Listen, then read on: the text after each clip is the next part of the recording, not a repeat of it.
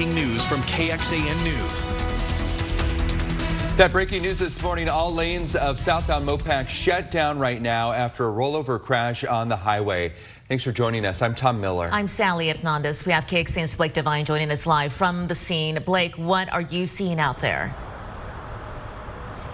Good morning, Sally and Tom. We're here near North Burnett, where the southbound lanes of Mopac are currently closed off to cars. And as you can see from the frame behind me, you can kind of see there's several Austin police officers here on scene helping close off the road. Right now, it's quiet as can be because it's only 4:30 in the morning, but that could change as a lot more people head to downtown Austin on their early morning commutes. Now, here's what we know.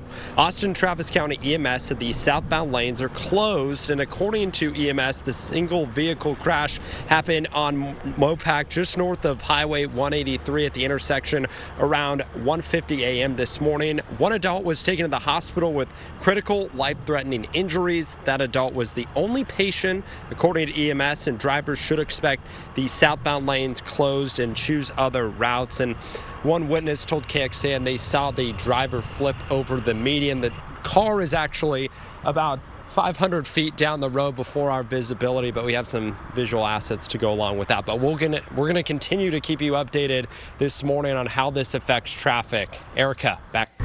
Yeah, thank you so much, Blake. You know, we don't know exactly how long southbound Mopac is going to be closed. We're working on getting a timeline for you, but oftentimes what happens when there's a major crash like this, and it is still dark outside, investigators have to wait till they get some sunlight to do a proper investigation. So keep this in mind this morning as you start to plan. If you typically take southbound Mopac through that domain corridor, approaching Highway 183 onto downtown Austin, this is going to be a big issue for southbound Mopac. So for right now, while it is very early and it is very quiet as far as traffic is concerned, I have no problem recommending following their alternate routes onto the service road. However, once we get into that morning rush hour, we're going to be talking about much bigger alternate routes. So something you want to be monitoring along with us this morning. You know what? That's not the only major crash that I'm watching right now. There are multiple lanes blocked actually on southbound 35 right near Wells Branch Parkway because of a major crash there. This is a live look. What you can see is that the TxDOT camera is a little bit wet. It was sprinkling on my drive-in.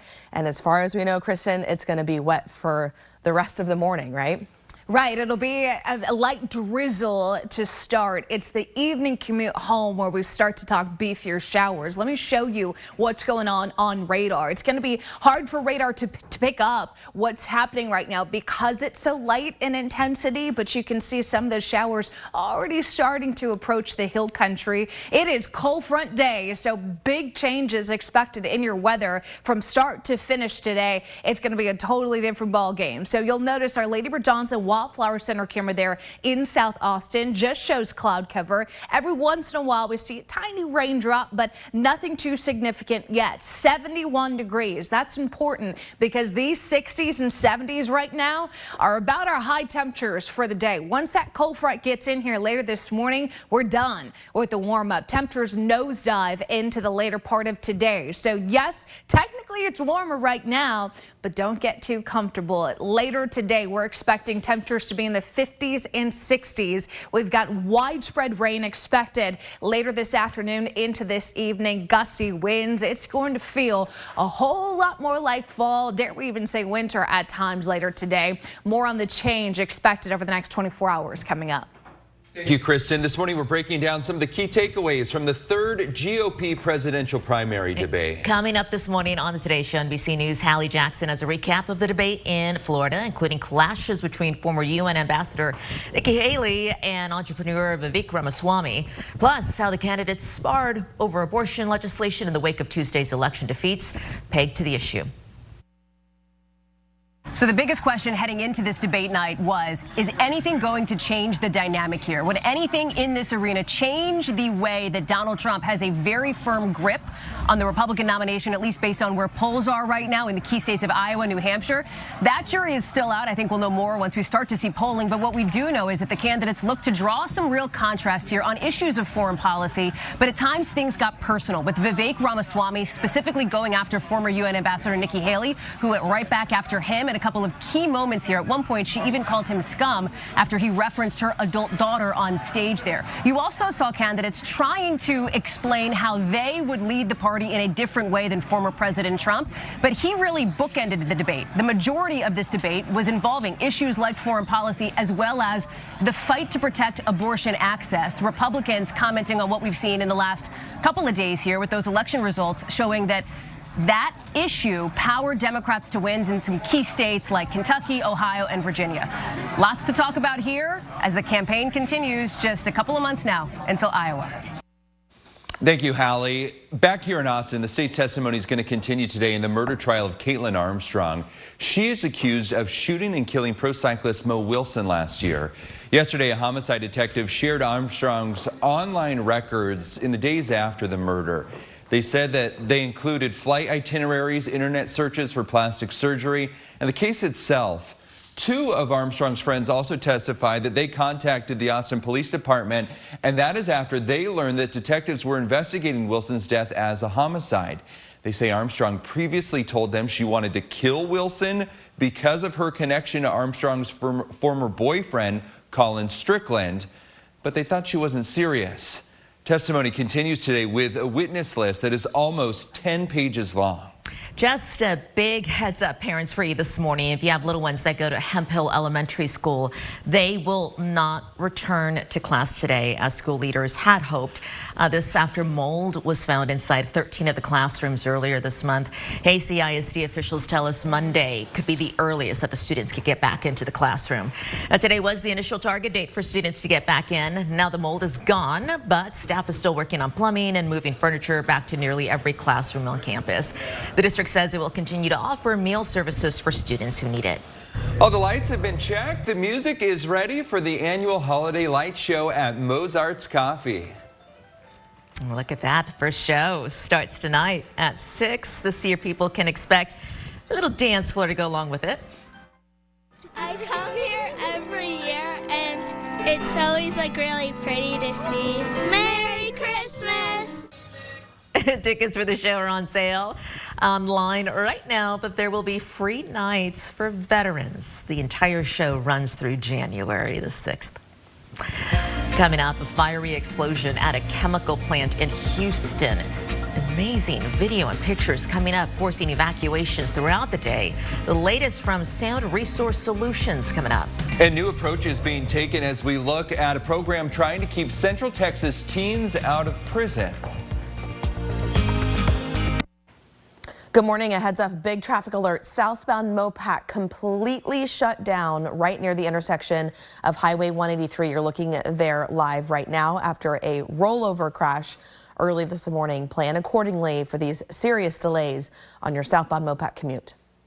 Erica, thank you. A shelter in place has been lifted after that fiery, smoky explosion at a chemical plant yesterday near Houston in the city of Shepherd. The situation at the Sound Resource Solutions plant forced some people in that area to be evacuated. Officials monitored the air, didn't detect any chemicals. Investigators say it appears that a forklift and leaking container caused that explosion. County leaders say 19 employees were at the plant when it happened. One employee went to the hospital and is expected to be okay. Let's go in depth here because Texas is no stranger to chemical emergencies. According to data compiled by the Coalition to Prevent Chemical Disasters, a group of environmental justice organizations, Texas has had more this year than any other state. On its website, it maps out what happened and where. And according to the site, there have been 40 different incidents this year, ranging from fires, explosions to malfunctions and even lines rupturing. Still ahead, when a self-driving trucking route could become reality in Central Texas, as we could soon see 18-wheelers without a driver. Good morning. The UT women's basketball team made their regular season debut last night against Southern at the Moody Center. We've got the action for you later at sports. Keep it here. Good morning. 4:45 is your time. We have a live look outside from our Lady Bird Johnson Wildflower Center to give you an idea of what your day's looking like on this Thursday. Kristen says make sure you get the rain gear out as well, and she's going to look at the temperatures for you throughout the day and getting you ready for your weekend. Let's go to State Highway 130, though, not too far from that camera, because it's about to be home to a first of its kind advanced and self-driving trucking corridor. KXAN's Jayla Washington tells us when this might become reality. Hey, well, imagine you are out here driving on this busy corridor. You look over and you see one of those big semis with no driver. It's not the case quite yet, but it could become a reality sooner rather than later. The roadways are dangerous. A lot of uncertainty out there. Tyler Duvall is the co-founder of CAVNU, a company creating smart roads, and it just launched a new partnership with TxDOT to make the state's roads safer, describing it as a first of its kind, advanced and self-driving trucking corridor. What does that mean? What we're trying to do is effectively work with TxDOT so that TxDOT understands the way these vehicles are operating, and that we can then provide information directly to those vehicles that's more than they have today. In simple terms, Duvall says they'll be installing smart technology on roads to track flow of traffic here on SH-130 between SH-71 and SH-45. And using AI, they'll analyze what's happening and give that data to TxDOT. There will be some testing done of, level 4 trucks. Those are trucks that don't require a driver, but would presumably have a safety driver. I think it's more evolutionary than revolutionary. It's a tremendous technology, but it's not going to change the industry overnight. Duvall says they are trying to be as transparent as possible, knowing some are on edge with self-driving cars already causing a lot of traffic problems. The roadways today were not designed for autonomous vehicles. TxDOT has decided we're going to get in the game. We're going to basically provide more support to ensure these operations can be done safely. Jayla Washington, KXAN News. Thank you, Jayla. So CAVNU says they already have a pilot project for this in Michigan that will go live in January, and they're hoping to have the project up and running here in Central Texas by mid next year. Well, KXAN's Friendsgiving Challenge is back for year 3.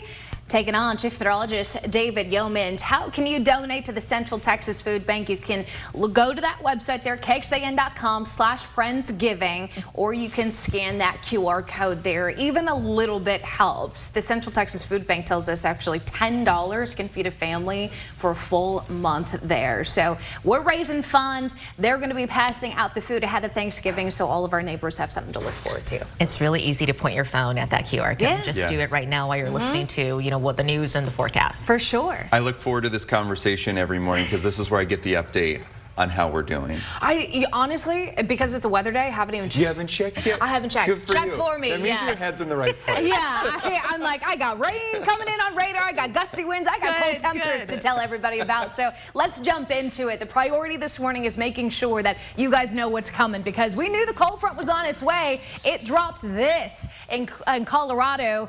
Here's the breakdown of how it all happened. This snow is now blanketing parts of central Colorado. It's the same system that's headed our way, same cold front, but we're not going to get the freezing cold. We're not going to get the cold snow, but we will get some impacts to the nice, warm, muggy, sunny weather we've been talking about for the last several days. That comes to an end today, and this cold front is going to have a punch. This morning, we're just tracking some very light sprinkles, some drizzle. Radar's going to have a hard time picking up on the light stuff, but it's already showing me some better showers just outside of reach in the hill country moving in our direction. 71 degrees this morning. I'm going to tell you right now, this is about as mild as it'll be, because this afternoon temperatures will get colder as we transition into back into the day and evening. I mean, you'll notice the 60s here. In fact, most areas to the north will probably get stuck in the 50s, and the rain chances will grow through the day. So here's the latest timing of when we expect the heaviest rain. Putting this into motion, you'll notice by 7, 8, 9 a.m., hill country is starting to see a little bit more within those showers, while the Austin Metro is still seeing just fairly spotty rain. So the morning drive will be wet in spots, yes, but it won't be a total washout. Once we get into the lunchtime hour, rain chances grow and they continue to spread out and gain strength here into the afternoon and evening. We've been telling you for the last couple of days that tonight's evening commute looks to be the wettest here. We're not talking severe weather, and we're not talking widespread flooding issues either, but some ponding on the roadways, some poor drainage in spots, that could certainly be possible. Between the next 24 to 48 hours, in general, about 1/4 of an inch to 3/4 of an inch, isolated pockets of more. The high resolution model won't pick up on those isolated pockets, but we certainly know that underneath some of those heavier showers, it is possible. Everybody will get the winds. Those winds coming in today are going to be out of the north, gusting 15 to 25 miles per hour. So you will know, I promise, when that cold front reaches your area, because the winds will go from nothing out of the south to something out of the north. 7-day forecast, 90% chance of widespread rain today. Temperatures fall through the afternoon. Tomorrow, a chilly day, but trending drier. So that 30% is mainly for the morning. I'm still expecting cloudy skies for your Friday afternoon, but not quite as wet. Still going to be fighting winds in the chilly air. You'll notice this weekend some spotty rain. Temperatures stuck in the 60s. We'll continue with those spottier showers for at least the first couple of days of next week before temperatures recover again, getting back to the 70s by the time we hit Wednesday. Erica? All right, thank you so much, Kristen. So at 4:51, what we're focusing this morning on from the traffic standpoint is the fact that southbound Mopac is completely closed right near the intersection of Highway 183 after a single vehicle rollover crash. So if you take southbound Mopac passing the Domain, this is at the Domain, so it's early. We don't have traffic backed up all the way this far north, but this is absolutely going to be backed up if southbound Mopac stays closed for the duration of the morning rush hour. What we do not know is exactly how long southbound Mopac is going to be closed. So just want you to start planning accordingly.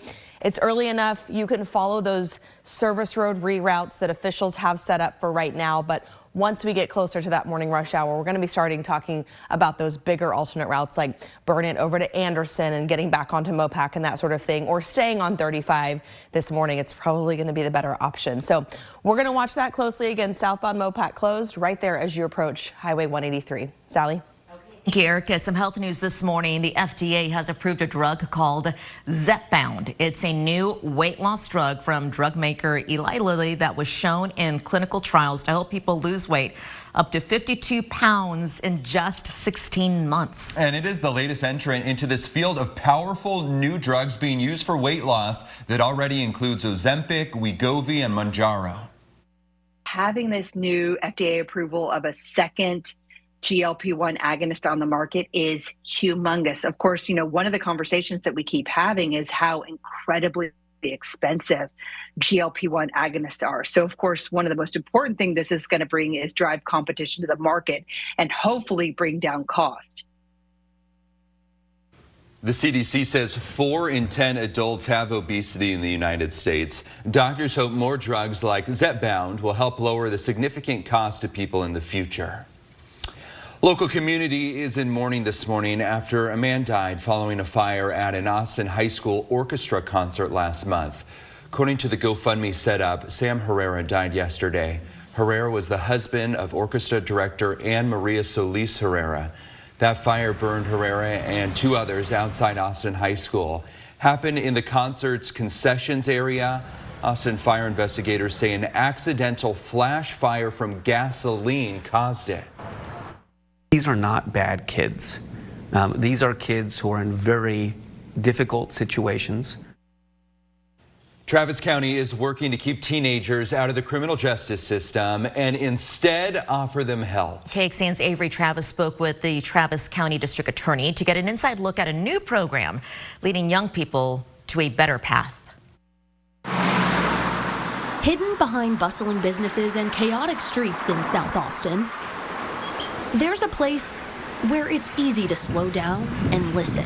And have a chance to really connect with each other, healthy, ways to address conflict, healthy ways to communicate. It's the kind of work the Amala Foundation has been doing for nearly 20 years. And now more at-risk teenagers can participate as a part of the Travis County Transformation Project. It's an opportunity when, families feel like they don't have any other choice but to involve law enforcement, that just knowing that the community is stepping up and really wanting to help.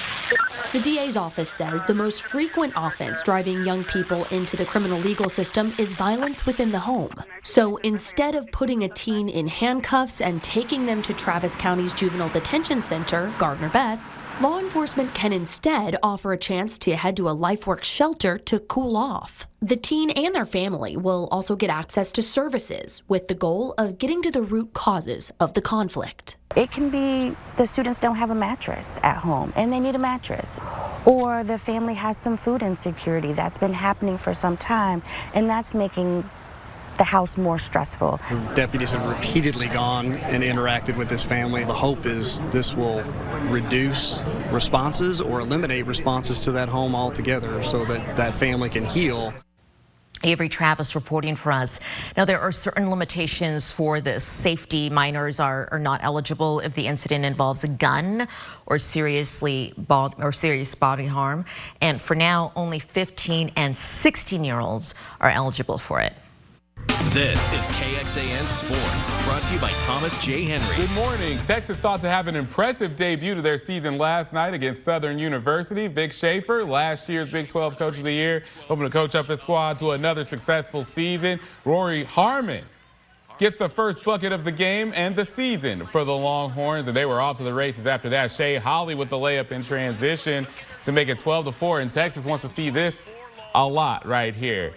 Good defense, then they get the steal, and then Amina Muhammad gets the layup to go, plus the foul. It was 15-4 Texas after she made her free throw. Then Shaylee Gonzalez draining the jumper for Texas.